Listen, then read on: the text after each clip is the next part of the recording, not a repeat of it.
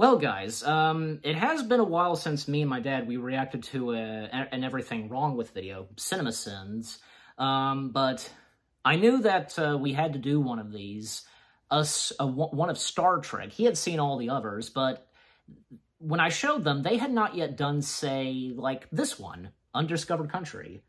Like, I forget, you wouldn't consider the Undiscovered Country your favorite? Is it your, like, it's in your top favorites, right? It is in my top favorites. Well, among the original cast and crew, yeah. Mine too, so, all right. But yeah, this is going to be interesting, like what they're going to sin on of Star Trek 6. Right. And it's not for real, like, it's just for laughs, you know? Right. But sometimes they would point out some things. All right. Ready? Mm-hmm. Here we go. Everything Wrong with Star Trek 6, The Undiscovered Country. We're about to send the colorful metaphors out of some Star Trek, but believe it or not, we at CinemaSins... I think that this is an ad, so sponsor. So much so that we made a new so many sponsors in videos, you know? A show where the CinemaSins crew can review, they'll find sponsors anywhere. Everything Star Trek. Or they'll sponsor anything, I should say. Star Trek, a lifelong Trekkie, or anything in between. Join us on the podcast. This is for a podcast. The Captain's Pod or CinemaSins. Okay, guys, sorry about that. A little interruption, and besides, just skip this, so...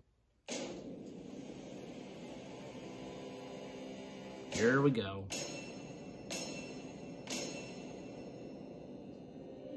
In 17 minutes or less. Spoilers, duh. I gotta open with a sin-off for Nicholas Meyer, who was asked not once, but twice to write the franchise's ship, and goddammit if he didn't do a stellar job of it both times. Stardate 9521.6. Captain's log, USS Excelsior. Sulu gets to be the f***ing captain of his own starship, and Takei still got a f***ing also starring credit for the film. Wow. This franchise is disrespect of any original cast member not named William, Leonard, or DeForest. Hey, they took Excelsior out of space dock. Starships are like hockey prospects. You don't trust them to be ready for the big leagues for at least several years.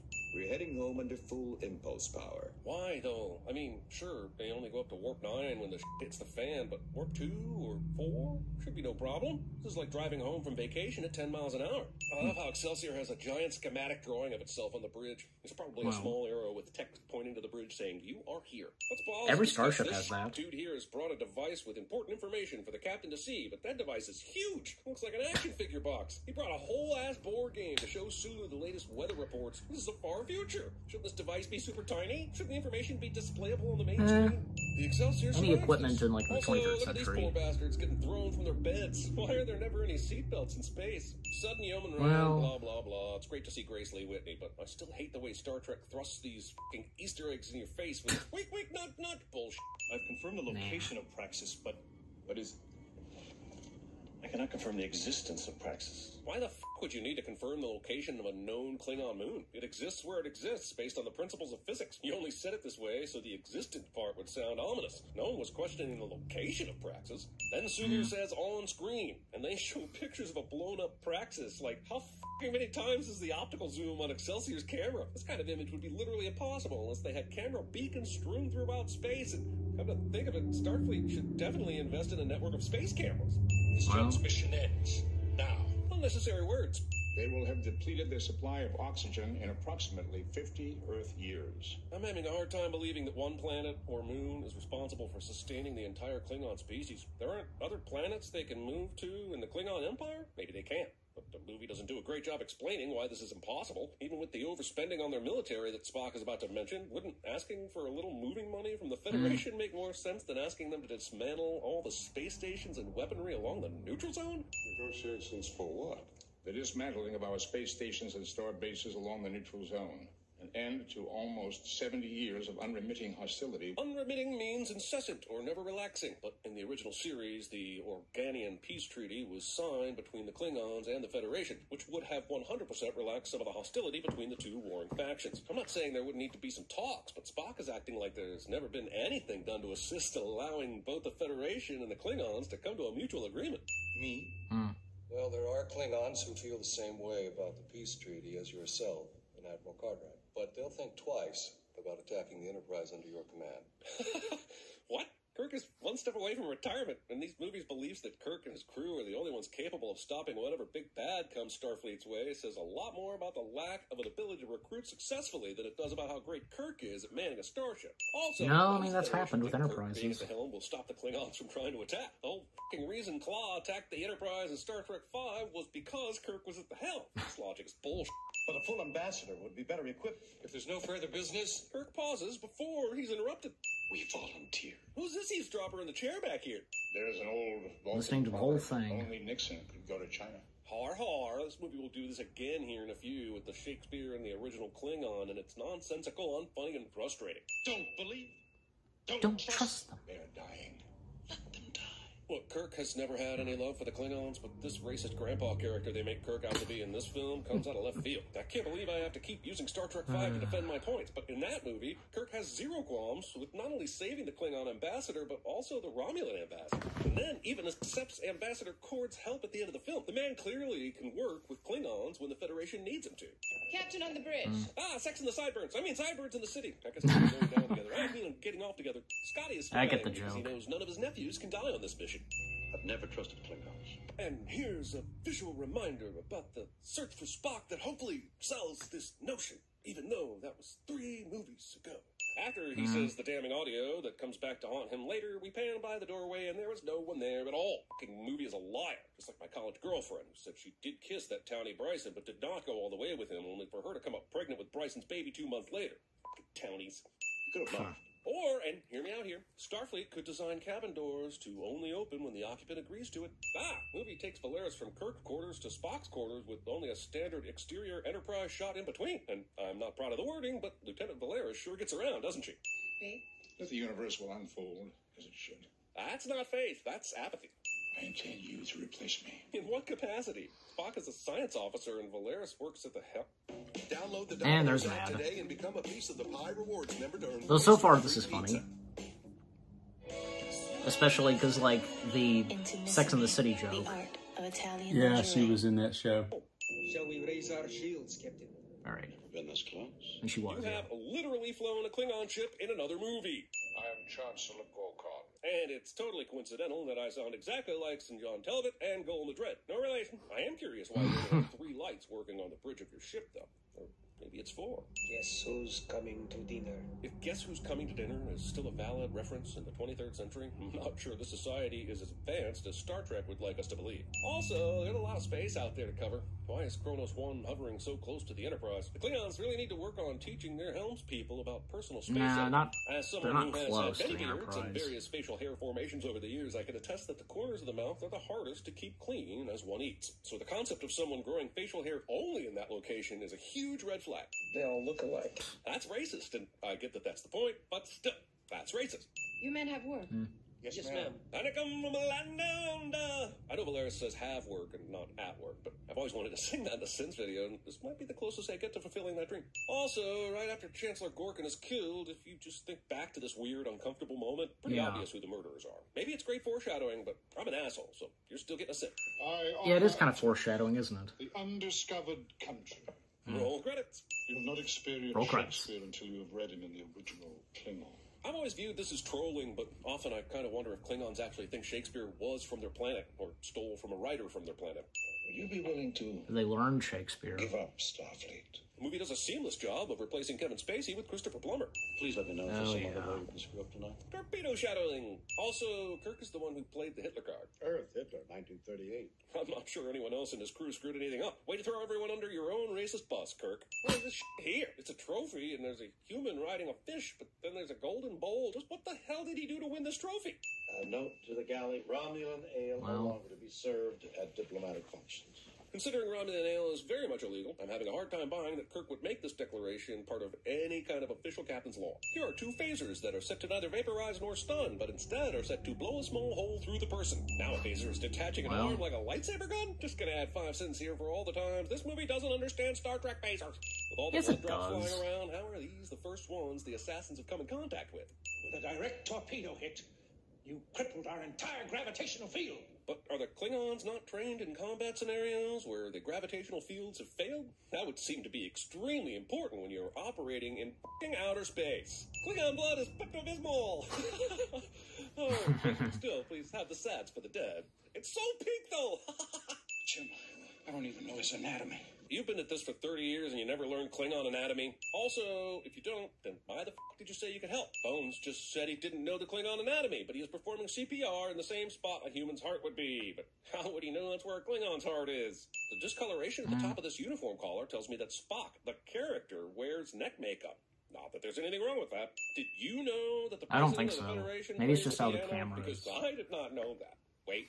That might be a harpsichord. There's also a model of the Eiffel Tower when the actual thing is outside in the window next to it. Starfleet. Oh, yeah, what because do we need at the communication station? it's on apparently the in bridge? Paris. What we definitely cannot live without is a graphic single-color Well. rendering of the Enterprise spinning on 2 axes.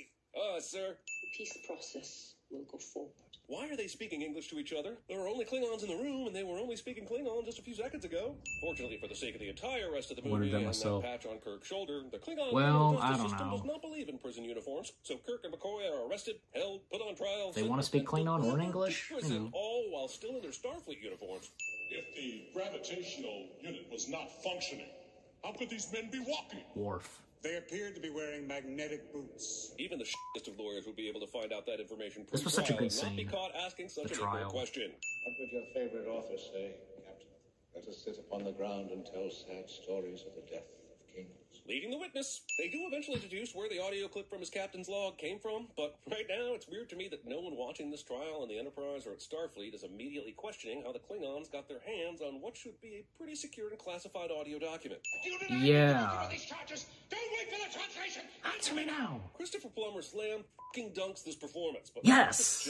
why is the general acting as a prosecutor, but the defense gets a regular lawyer? Is the lawyer He's so good at the that military general career training. track for Klingons? This is the most important case in the history of our race. Then get me a 4-star general. I'm not gonna risk losing this case. And if it should be proved that members of your crew did, in fact, carry out such an assassination. Kirk then says he's responsible for the behavior of those under his command, and the state rests. And I feel like everyone is forgetting about that if in General Chang's question, because it has not been proven yet that the people in helmeted Starfleet uniforms who shot the Chancellor were actually Starfleet members. Yes, that is shocking. Almost as shocking as the fact that the Enterprise is still out here. It had to have at least taken a day or two before the court proceedings, and even with pretending to have some communication systems down or whatever her and Chekhov cooked up, wouldn't there be ships sent out for investigation purposes of the area where all this shit went down? Did Starfleet choose to do zero investigation into the matter? That doesn't make any sense. Yeah. Be fired. That is not possible. All weapons visually accounted for, sir. Which is something that was ridiculously not brought up at the trial. This is a fact that should require more investigation. The idea that no one would be investigating this outside the rogue Enterprise crew members is fucking ludicrous. An ancestor of mine maintained that if you eliminate the impossible, whatever remains, however improbable, must be the truth. Now we have a non-Earth person creating Occam's razor. Is the movie making a commentary that most of our philosophical and creative achievements are inevitably going to be achieved by any sentient race, or is it just a cute joke? Spock is not descended from Occam. We must inform Starfleet Command. Inform them of what? A new weapon that is invisible? Scotty would be the chief engineer at CinemaSins. They'll say that we're so desperate to That exonerate joke. the captain that we'll say anything. And they would be correct. We have no evidence. But you so Nope. fucking do have evidence. You have visual evidence that Well- no torpedoes were fired from the goddamn Enterprise. Maybe that could be disproven if someone poked around enough, but it's still goddamn evidence. This is legitimately some of the You worst think fake they snow kinda I've do ever have seen. evidence, These are instant mashed don't you potato think? flakes. I realize snow Yeah. isn't easy to fake, but you were the Maybe scrubber not here, fully, me. I don't know. This guy died in like 20 seconds of exposure to the surface, but all these Well, prisoners yeah. are out here walking for who knows how long and standing here getting lectured with their faces Well, because of how exposed. bundled up they are. This will help keep you warm. Weed is legal in fucking Klingon prisons? Can I move to Nepenthe? Klingon weed's gotta be off the rails good. Why are there chefs in here preparing roasted turkeys and soups? Yes, the replicator didn't come about until Next Generation, but the original series still had food synthesizers that created food cubes, and the animated series in the 70s had fully realized-looking meals coming from the synthesizers. My point is, Starfleet is absolutely wasting money having a full kitchen staff on starships preparing traditional 4-course meals and shit. But also, And they say money does not roasted exist turkey in to the prepare like 23rd and traditional 24th Klingon. century. Why not simply vaporize them? Like this? Yeah. Well, while that's going on, like, I don't think it matters. Like, not only can there be food replicators, but there can be still cooks. There can be. All right. Chekhov would fucking know That was that quick. you can't shoot a phaser on a starship without an alarm going off. He's a goddamn tactical officer. Also, instead of saying vaporizing things with phasers on ships sets off an alarm, she pulls a phaser from the kitchen wall-mounted armory, which is a thing apparently, and vaporizes Well, any the stock room pot. on a starship should have Not the mashed phasers just in potatoes that case. were in the stock pot. True. And none of this makes any fucking sense. Come in handy. Vaporize a He's person, their skin nitpicking, doesn't which is disappear and leave part their of the muscles whole organs shtick exposed. with Yes. this with this thing. And what was Again, this is for inside it? laughs, so... Of course it is. Fire off a phaser? Someone send communications officer or her to check on an unauthorized phaser? Turns out this alien bully assassin has genitals on his knees. Yeah. If you have genitals on your knees, why do you wear pants with holes in the knees? But also, never has there been a more appropriate time for the high school cheer. Rah-rah-ree, kick him in the knee. Rah-rah-ras, kick him in the other knee. Not everybody keeps their genitals in the same place, Captain. Anything you want to tell me? Even when he and his friends' lives are on the line, Kirk can't help but be a sexist, perverted prick. What kind of self-respecting gulag lets their prisoners sleep? Bones inexplicably decides not to roll over, but to completely change the head-foot notions of his own bed. Yes, this is because we want to see his face while he talks to Kirk in this scene, and it's called blocking. But this maneuver makes zero sense outside of a film set. Movie has time for this. Go to live 7 in the morning for mining duty. They let the prisoners in this gulag choose their own work details? Starfleet urgently requests any data we have. I was, during research for this video, years old when I learned that Christian Slater's mom was the casting director for this film. Yes. So did he do her a favor after an actor bailed, or did she do him a favor by giving him a cameo? Until I know the answer, this is getting a sip. But also, this is the second character in this movie to pronounce the word Data wrong. Considering TNG has a character for 7 seasons named Data with the other pronunciation, one has to assume this That was film's Patrick Stewart pronunciation that was mispronounced intentional it. affrontage to TNG in general and Brent Spiner specifically. If they've been doing a ship-wide search for the boots, how was this pretty obvious blood spatter not already noticed? Data, How was it data, not noticed before whatever. they even started the search? These ships have cleaning crews, right? This crime scene examining device also blinds the investigator's eye with a bright red light, opening drawers, sorting through uniforms, scanning beds. Excitement? Last night you Well, like, look thoroughly, All so... kinds of shaming. We're supposed to be rooting for Kirk, right? That prisoner who froze in 20 seconds on the surface is looking more and more like an outlier. I'm wearing a Viridian patch on my back. Star Trek had its own version of the only used once ever Yeah, man 'cause burner Spock, of Harry he Potter with did his that, Viridian so- patch bullshit. Spock slapped it there just before he went on Gorkin's ship. Thankfully, the Klingons never searched us or As scanned I just us or made us explained. change clothes, miraculously. They tricked the Klingons here linguistically, but This was a wouldn't funny the Klingons be scene. able to detect ships by type or signature or something by now, rather than just relying on radio contact? Earlier in this movie, Sulu just used his ship's camera to see all the way to Praxis. What is your destination? Over. I continue to call bullshit on no one, including Uhura aboard this ship, who is a goddamn And Uhura communications knows how to speak officer Klingon, knowing like in the Klingon Kelvin language. timeline. Please condemning things. This works. Man, I think everyone took the wrong lessons away from Superman 3. That's a bit of luck that never gets reconciled. I wonder why they weren't vaporized. How did none of the senior officers know about this goddamn shipwide phaser alarm? For someone who finished top of her class at Starfleet Academy, Valeris should know that the officers she shot were dead when she left and realized this is a trap. You cannot prove anything. It's this kind of pride that got her excluded from the Sex and the City reboot. Klingons cannot be trusted. Yep. the She entire chose not point is to that there do were it. Enough racist dickheads in power that they almost succeeded in starting a war to kill the minority Klingons, and this is the reflection of modern day America. Let them die, you said. He did, but he said that to Spock at the meeting where he was given his assignment to escort Yeah. the Klingons. He didn't record that in a log, so Valeris No. would have no knowledge of that transaction. Unless that eavesdropper from before was working for her. She knows Spock confirmed Yeah, that that's a everything, good and she still point. refuses to speak I don't it know. aloud. What the f*** did the Klingons have on Valeris? Mind melding with another person without their explicit consent? Then we're dead. I've been dead before. This movie's a blast. Contact Excelsior. Well, yeah, like a nice callback, You knew so... that, but you still wasted the last few minutes trying to break Lieutenant Valeris. If the CGI for Camp Kittimer is going to be so shitty, why not use a real Earth building with impressive construction incorporating nature? Dozens of those actually exist. I can see you, Kirk. Okay, huge sync question here. Can you Can see me? radio signals not be traced in space? The entire finale depends on the enemy ship being cloaked, but that same enemy ship is taunting the Enterprise throughout, as the radio Yeah. signals are ubiquitous and elusive. The Enterprise will even go on to create a gas-seeking torpedo to track and eliminate the evil bad guy ship, but they could simply track the radio signal, yeah? And if cloaked ships have some way of hiding their radio signal, which is bullshit, then at least tell us that. Good to auxiliary power. Auxiliary circuits destroyed, Captain.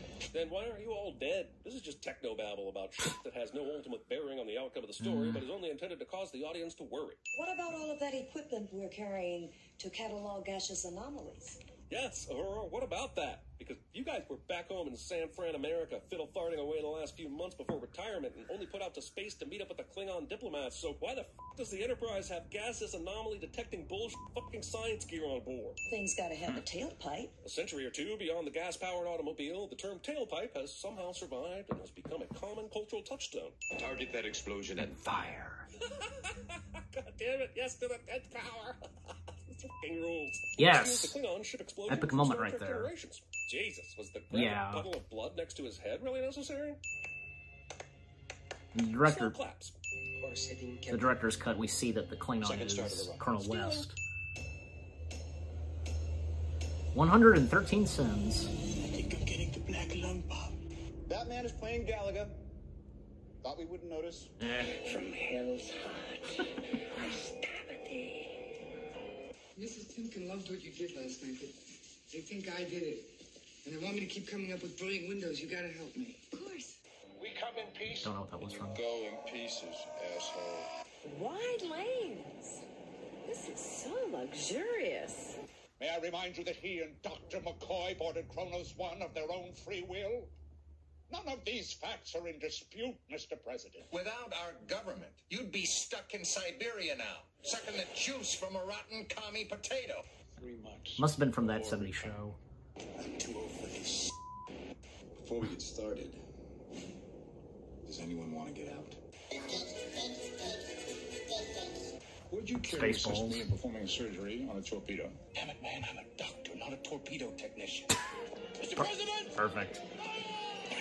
What are they gonna do? Danny Craig. Did you know what that was? Yeah. Danny Craig? Like, Yeah. okay. I'm surprised that, like, first off, I'm surprised that there were no sins removed for some pretty good moments, like the part with Chang. Don't wait for the translation answer now. That was good. And a couple others, like, yeah, just... Speaking of sins, I was wondering why they kept bleeping out certain words, but, you know, GD made it, and taking the Lord's name in vain, that was pretty offensive, actually. You know... And unnecessary. Wasn't funny. They didn't add to the humor at all.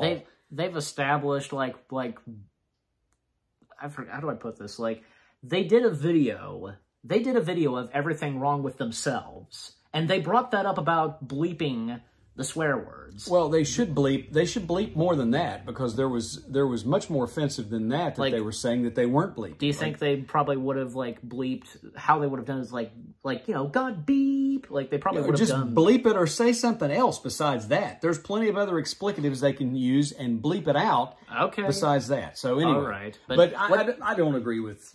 Some of them I agreed with, most of them I didn't. As I explained at the beginning of this, and as we said it in the middle of our reaction, like, these are just for laughs. Of course, it's a shtick. That's all it is. It's for fun. It's for laughs. You know, we got some laughs. So. Yeah, and there were you know, there are things in that, you know, like you know, for instance, you know, why is it so difficult to trace this Klingon bird of prey? And you know, they can't trace the radio signal. And the first evidence they have, you know. The blood, they completely overlooked that.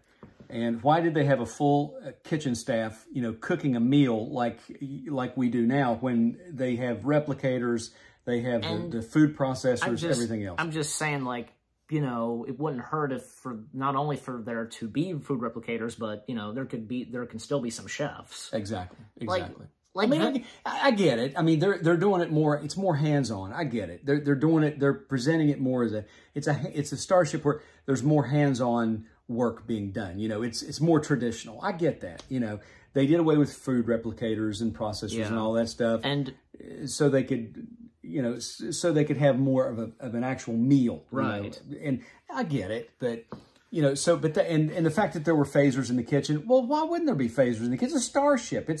Any section of the ship would have a container. Any way you slice it, they've never said Starfleet was military, but let's face it, it's military. It's the 23rd century version of the military, and they're going to have weapons. And Gene Roddenberry didn't like that with Wrath of Khan, that it was militaristic. You know, just well, you know, I get it, but there has to be some ways to defend yourself in space, because you're going to run into bad guys out there. So. Exactly. Like, there was plenty of that, like, when the original series happened. Yeah. And also, like, that funny scene where they're like, they have all those books, you know, of Klingon language, and I don't know, like, because in the Kelvin timeline, Uhura knows Klingon. Mm-hmm.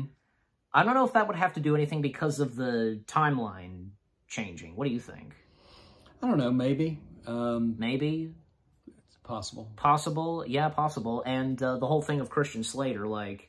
Well, I know Christian Slater asked to be in that. He asked his mom. I didn't know that his mom was the casting director, but now that all makes sense because he desperately wanted to be in a Star Trek movie. And because it's obvious he is a Star Trek fan. And he was a pretty big star at the time, and for him to just accept a cameo, that shows you what kind of a fan he was. Yes, exactly. So, yeah. Or maybe say, like, anybody who has made cameos in the Star Wars films. Yeah. The same goes for them. Yeah, and Eddie Murphy desperately wanted to be in a Star Trek movie, and Paramount would never allow it because they didn't want their two top properties at the time to be in a movie together. And he didn't like how his character was turning out, you know? Yeah, there's that. And also, with the part with Christian Slater, like, the whole thing of, say, data, you know, data and such. Yeah. Patrick Stewart missaid it. Like, he said data instead of data. But how would people say it, like, correctly? Data, or does it matter? It's sort of like potato. Yeah, potato. Or tomato. Tomato, yeah. It just depends on how you pronounce it. I don't think there's really any correct pronunciation. It's like people will say, there's another word that I can't think of it right now off the top of my head. It's a word that I've heard many times, and it's just like that. It's like potato, data, you know. Yeah, tomato, and so on. I think we'd be glad that, you know what, Patrick Stewart mispronounced it, and I think we'd all be glad that he's called Data. Yeah. That works. So it works. And people would sometimes say data, you know, data information, all that stuff. The first episode with Catherine Pulaski as Chief Medical Officer on the Enterprise D, she mispronounced his name, and he said it's Data, and she pulls her tricorder. No, she's like, what's the difference? Yeah, she pulls the tricorder like, is it possible that you have, you know, pride? You know, you're an android. That was kind of rude of her. Yeah, it was, but she got to know Data, and she, you know, it all loosened up, but it was kind of funny. Exactly. Anything else like in this that you wanted to mention as well, you know? Like... No, nothing really. I mean, there were things I saw where he was talking about it, you know, that I could see, but I didn't nitpick it like that. You know, I love the movie, so. And the whole thing of McCoy and the Klingon, like he should know that Klingon stuff, you know, when he was, you know, trying to save the Chancellor, you know, all the, what was it that he said? Like, he should know all the, like, Klingon, like, basics or something, you know? Yeah, the Klingon, exactly. Yeah, he should know. I was just saying. Like, with some of these, with some of these goofs, you know, in these Star Trek movies, they don't bother me, and I don't care. Just, you know. Oh, I know. I mean, you'll overlook goofs. I mean, there's goofs in every movie, but you overlook them because you enjoy the movie overall. You don't let one little thing. You don't let one bad apple spoil the whole bunch, you know, so to speak. There you go. There you go. So I'm glad that we finally got to do a reaction to Everything Wrong with Star Trek 6. They did do one of Star Trek Generations. We'll get to that sometime soon. And I just feel like bringing this up. I was thinking, like, we'll do more of these, me and him. Like, I was thinking of this before we started recording. I think they've already done these, and I'm sure you would want to do these too. I have no doubt that they've done Everything Wrong with the Pirates of the Caribbean films. Oh, yeah. Oh, I'm sure you would want to do those as well. Yeah, I'm sure they're out there. So yeah, find them and we'll do them. That's the thing. Well, yeah, I can easily find them. That's the thing. Sometime soon we'll do a reaction to Everything Wrong with Star Trek Generations and the ones that they did of Pirates of the Caribbean. No, that one's going to be fun. I know. Star Trek Generations. There was plenty of holes in that one. Oh god. But you know, even though there are many holes in there, I still enjoy Generations. Yeah, I do too. I do too. Like, what are the holes that you can think of? Just like mention one big one. Oh my. Of course.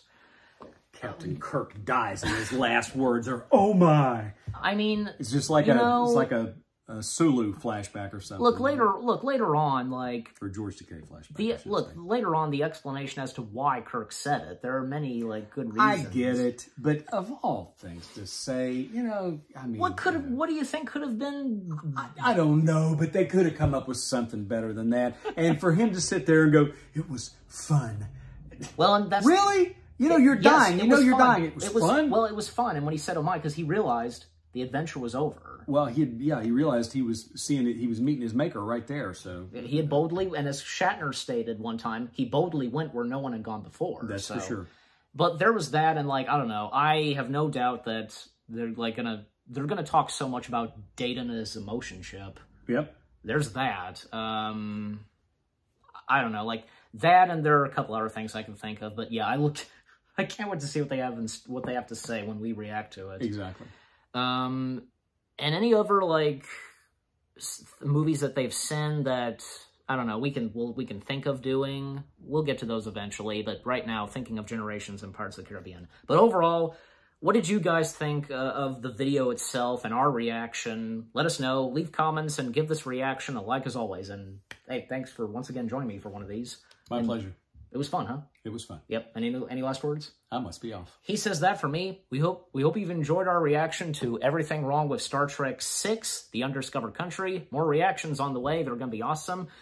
Keep looking forward, and we'll see you guys in the next video /reaction. Take care, peace out, and live long and prosper.